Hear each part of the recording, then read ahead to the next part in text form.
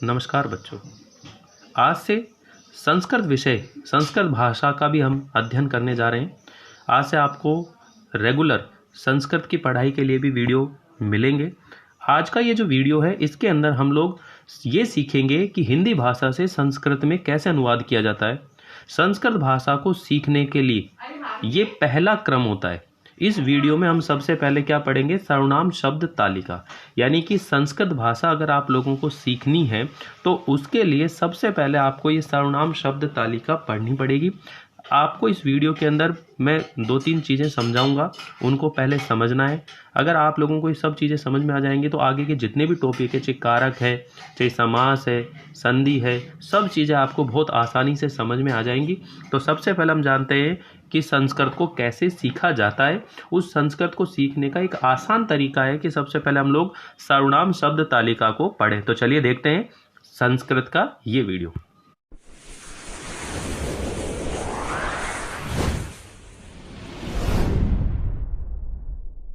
तो हम सीख रहे हैं हिंदी भाषा से संस्कृत में कैसे अनुवाद करते हैं। उसके लिए सबसे पहले हम सीख रहे हैं सर्वनाम शब्द तालिका। सर्वनाम शब्द तालिका को सीखने के लिए हम लोग देखिए, ये ध्यान रखिएगा कि ये प्रथम पुरुष, मध्यम पुरुष, उत्तम पुरुष, 3 पुरुष होते हैं। वचन 3 होते हैं, एक वचन, द्विवचन और बहुवचन। प्रथम पुरुष के अंदर आपको तत् का रूप और भवत का रूप, ये 2 रूप याद करने हैं। और मध्यम पुरुष के अंदर युष्मद का रूप और उत्तम पुरुष के अंदर अस्मद का रूप। लेकिन ये रूप जो होते हैं, शब्द रूप होते हैं, इसको हम बाद में सीखेंगे। पहले हम लोग ये जो तालिका है इसे सीख रहे हैं। प्रथम पुरुष के अंदर देखिए, तत् का जो रूप है, इस तत् शब्द रूप के जो रूप होते हैं वो तीनों लिंगों में चलते हैं, पुल्लिंग में, स्त्रीलिंग में, नपुंसक लिंग में। पुल्लिंग में स, तौ, ते, स्त्रीलिंग में सा, ते, ता और नपुंसक लिंग में तत्, ते, तानी। तो ये जो स है, सा है या तत् है, इन सभी का अर्थ क्या निकल कर आएगा? वह है।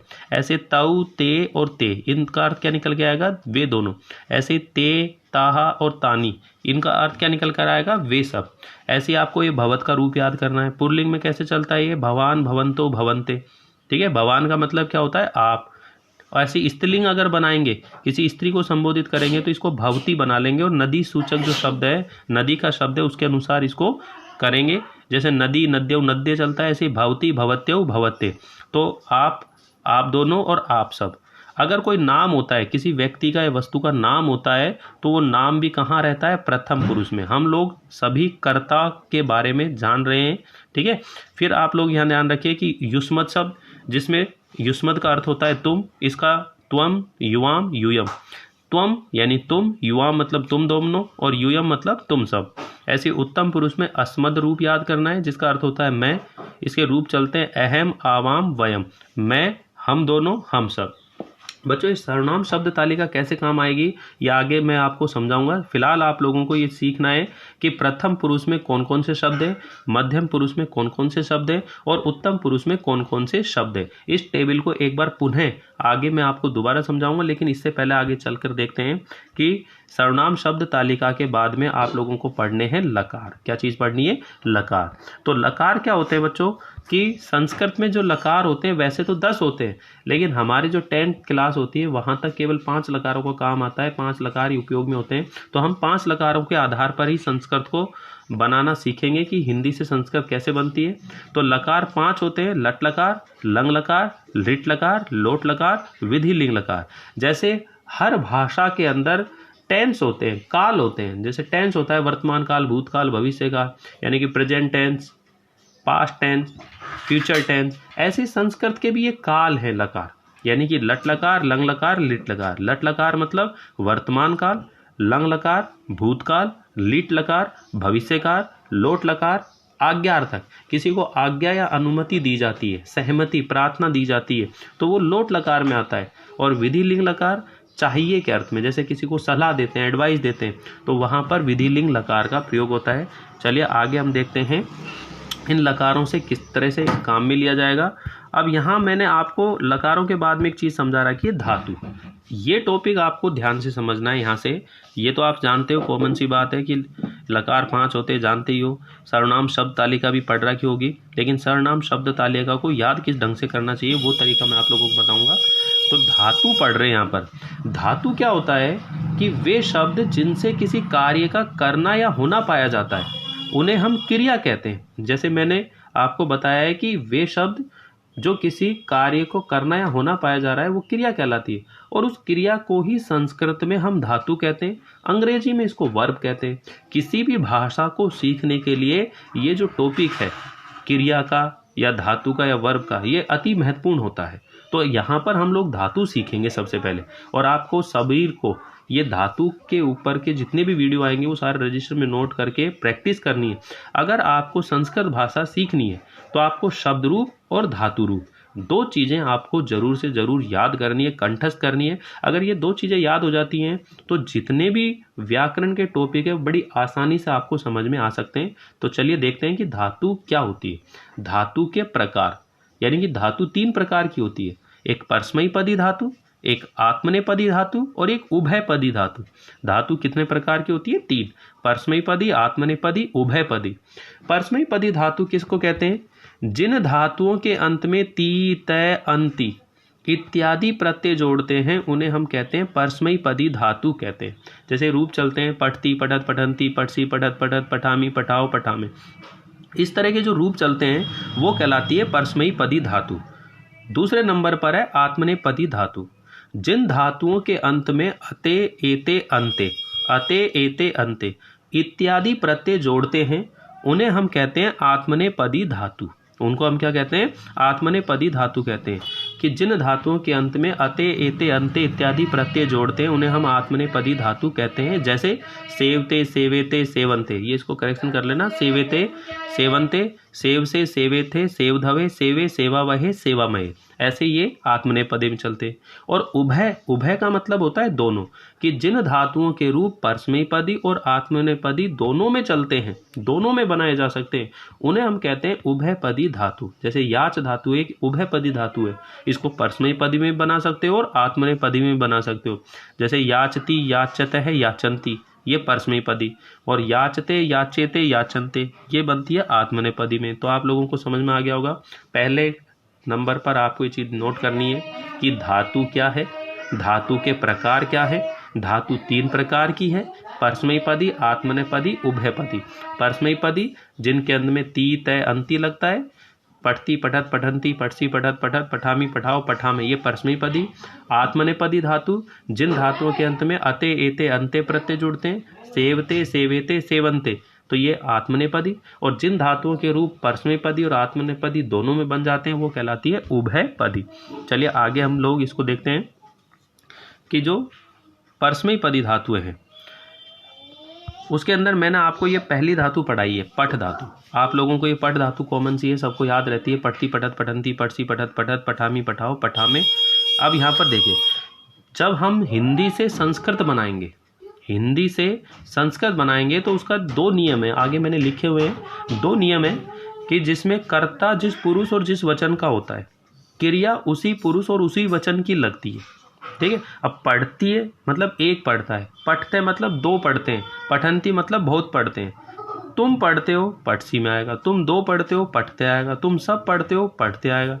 पठामी मतलब मैं पढ़ता हूँ, अहम पठामी। पठाव मतलब आवाम पठावे, हम सब पढ़ते हैं, वयम पठावे। ठीक है। तो आगे देखिए, ये आपको पठ धातु सभी को याद करनी है। आगे दूसरे वीडियो के अंदर मैं आपको बहुत सारी ऐसी धातुएं जो केवल और केवल पठ धातु के अनुसार बनने वाली है, 100-150 धातु ऐसी है जिनको आप परस्मैपदी धातुओं के अंदर पठ धातु के अनुसार याद कर सकते हो। तो धातुओं को याद करने का बहुत आसान तरीका है मेरे पास। तो सबसे पहले आप ये ध्यान रखें कि आप लोग पठ धातु को 5 लकारों में याद कर लें। तो फिलहाल हम लोग इसे लट लकार में याद करेंगे, पठती, पठत, पठंती, पठसी, पठत, पठत, पठामी, पठाओ, पठामे। चलिए आगे समझते हैं इसको किस ढंग से आप लोग याद करना है। तो यहाँ देखिए बच्चों, ये हिंदी से संस्कृत में बनाने का नियम। हिंदी से संस्कृत बनाने का नियम क्या है? दो चीज ध्यान रखें, कर्ता जिस पुरुष एवं वचन का होता है तो क्रिया भी उसी पुरुष और वचन की लगती है।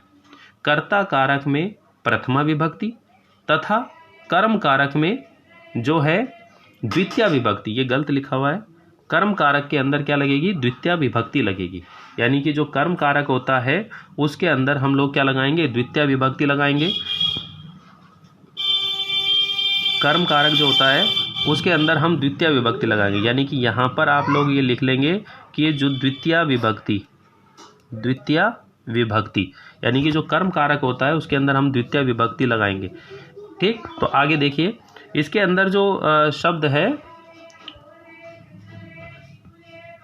हाँ देखिए कि जो संस्कृत बनाने का मैंने आपको, अब ये तीनों चीज़ आपके दिमाग में होनी चाहिए बच्चों। मैंने आपको सबसे पहले बताई थी सर्वनाम शब्द तालिका। अब सर्वनाम शब्द तालिका मतलब जिसके सर्वनाम शब्दों को हमने कर्ता बनाया है। अब यहाँ पर देखो इसमें भी तीन ही चीज़ें हैं, प्रथम पुरुष, मध्यम पुरुष, उत्तम पुरुष। और वचन कितने, एक वचन, द्विवचन, बहुवचन, कुल मिलाकर कितने शब्द आ रहे हैं, 9। 9 के अलावा आपको ये ध्यान रखना है कि प्रथम पुरुष में तो कौन कौन से शब्द हैं, मध्यम पुरुष में कौन कौन से और उत्तम पुरुष में कौन कौन से। इसी तरह जितने भी लकार होते हैं उनकी जो क्रिया होती है उसके अंदर भी ये 9 स्थितियाँ होती हैं, प्रथम पुरुष, मध्यम पुरुष, उत्तम पुरुष, एक वचन, द्विवचन, बहुवचन। तो कहने का मतलब ये नियम लिखवाया था कि कर्ता जिस पुरुष और वचन का होता है क्रिया भी उसी पुरुष और उसी वचन की लगती है। जैसे स के साथ क्या लगेगी, पठती, तव के साथ क्या लगेगा, पठते, और ते के साथ क्या लगेगी, पठंती। ऐसी सा के साथ, तत् के साथ, भवान, भवती और मोहन, ये जितने भी शब्द दिखाई दे रहे हैं इनके साथ क्या लगेगी, पठती। तव, ते, भवंतव, भवत्यव और मोहनव, इनके साथ क्या लगेगा, द्विवचन वाली पठते शब्द लगेगा। और बहुवचन ते, ताहा, तीन, तानी, भवंते है, भवत्य और मोहना, मोहना, इनके साथ क्या लगेगा आपका, ये पठंती लगेगा।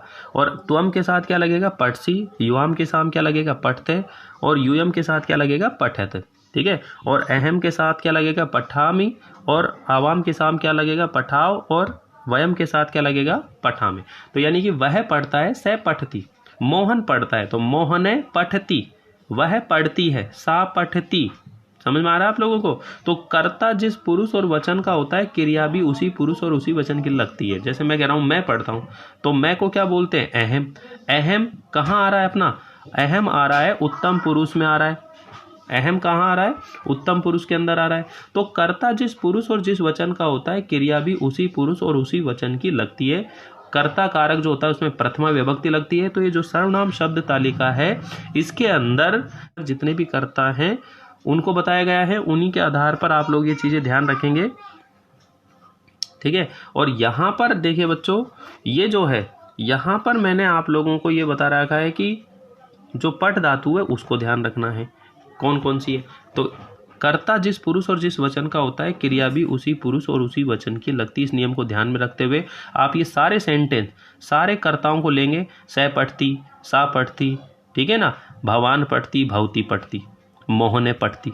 फिर अपन लेंगे तऊ के साथ क्या आएगा, तऊ पठते, ते पठते, ते पठते, भवंतऊ पठते, भवत्यऊ पठते। ठीक है, तो आप ये ध्यान रखेंगे जो पास की चीज़ होती है उसके लिए अपन क्या बोलते हैं, अयम, और दूर की चीज़ होती है उसके लिए क्या बोलते हैं, तत्। यानी कि वही स्थिति होगी कि जब पास में होगा तो अपन बोलेंगे अयम।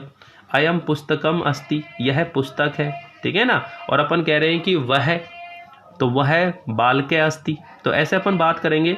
तो ऐसी स्थिति के अंदर हम लोग ये संस्कृत को सीख सकते हैं। यदि आप लोगों को ये वीडियो समझ में आ गया हो तो आप अपने रजिस्टर में नोट कर लीजिएगा। अगर कोई चीज़ समझ में नहीं आ रही हो तो आप मुझसे पर्सनली पूछ सकते हो या कमेंट करके पूछ सकते हो। और वीडियो को लाइक कीजिएगा, शेयर कीजिएगा और सब्सक्राइब करना ना भूलिएगा। धन्यवाद।